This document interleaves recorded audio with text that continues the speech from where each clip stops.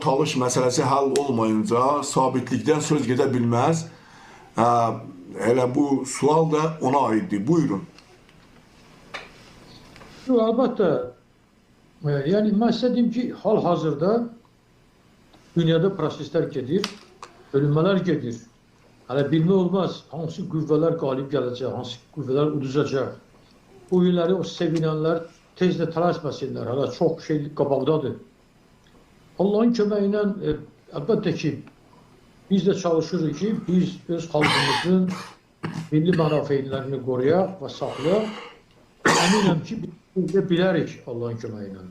Və bu, bizim gücümüzün çərçivəsindədir və tək biz yox, çox maraqlı dairələr, çoxlu siyasi dairələr bu işdə maraqlıdır və əminəm ki, mən şəxsən bu işdə əminəm ki, biz Talış məsələsini qabardarıq və